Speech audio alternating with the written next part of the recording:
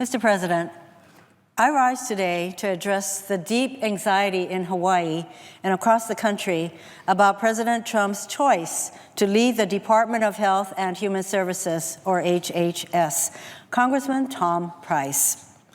I am particularly concerned about this nominee because of the mixed messages President Trump has been sending about health care. During the campaign, President Trump promised to protect Medicare and Medicaid, yet he has nominated Congressman Price to head HHS. Congressman Price has led the effort to privatize Medicare and dismantle Medicaid in the U.S. House. This is hardly someone who would protect Medicare and Medicaid. Shortly before taking the oath of office, President Trump said he supported the concept of universal coverage. He said, and I quote, "We're going to have insurance for everybody. They can expect to have great health care," end quote. Yet, he nominated Congressman Price, who has spent the past 6 years trying to end universal health care coverage by repealing the Affordable Care Act. President Trump says a lot of things. He tweets his thoughts daily. But at this point, instead of listening to what President Trump says, we should pay attention to what he does. And by nominating Congressman Price, the president demonstrated he does not intend to protect access to quality, affordable health care for all Americans. Not by protecting Medicare and Medicaid, not by protecting health insurance for all. President Trump's health care agenda would have far-reaching, negative, painful consequences for tens of thousands of people in Hawaii and millions all across the country.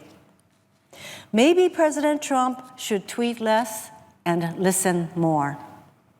Over the past few months, I've heard from thousands of Hawaii residents concerned that they will no longer be able to afford health care if President Trump succeeds in repealing the Affordable Care Act and privatizing Medicare. I'd like to read a few of the messages I've received. Catherine from Honolulu wrote, I quote, "I am writing to you to express serious concern over the repealing of ACA and other health insurance changes. As a working teacher and single parent of 2 young children, I am very afraid for our future. I am afraid my insurance will not cover my psoriatic arthritis if I change jobs, they change companies, or for some reason I should lose my job or coverage. My medicine without insurance would cost more than my mortgage payment and would thus be cost prohibitive. If I don't have my medication, I would be in so much pain.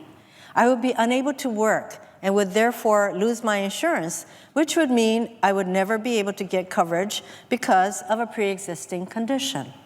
I am certain there are many other people out there with similar stories. Please do everything you can to make sure this scenario doesn't happen to us. If there is anything I can do, please don't hesitate to let me know. I just don't know who else to turn to." End quote. Next, I'd like to share a note I received from Julie from Papa'aloa on the Big Island.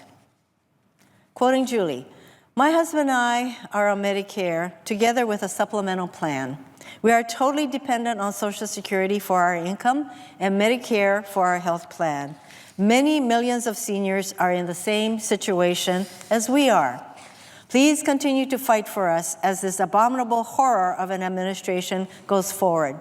I shudder to think what will happen if these programs are repealed or privatized," end quote. Finally, I'd like to share a heartbreaking story from Desi from Mililani on Oahu. Desi is an extremely hardworking, self-employed teacher and the single mother of 2 daughters. Her youngest daughter has Down syndrome, autism, and is hearing impaired. Desi is self-employed because she needs the flexibility to work and care for her daughter. This year, as a sole proprietor over the age of 55, Desi's premiums for her HMO plan rose to over $680 per month for 2016. In a letter she wrote to me, Desi said, quote, "Paying this high monthly premium was no longer possible and was jeopardizing our family's ability to pay for mortgage, food, and other essentials alone." Desi successfully found a cheaper plan in the ACA marketplace for 2017. In her letter, she went on to say, quote, "If the ACA is successfully repealed, we will no longer be able to afford medical coverage. Families like ours are the reasons why it is so important to defend the Affordable Care Act," end quote. These letters and stories demonstrate what's at stake for 200,000 seniors on Medicare in Hawaii and millions more across the country. It's why I will continue to fight tooth and nail to prevent any cuts that would jeopardize our crucial social safety net programs. The fight has already begun. Last month, Republicans in Congress pushed through a partisan budget resolution that would give them the tools they need to repeal the Affordable Care Act.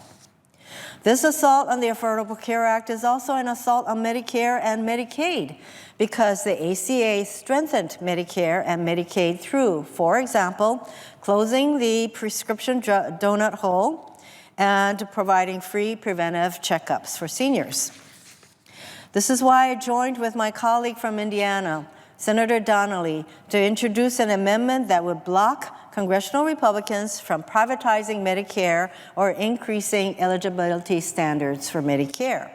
It would also prevent changes that reduce funding for Medicaid. During the debate on our amendment, one of our Republican colleagues, in his opposition to the amendment, basically made our point for us.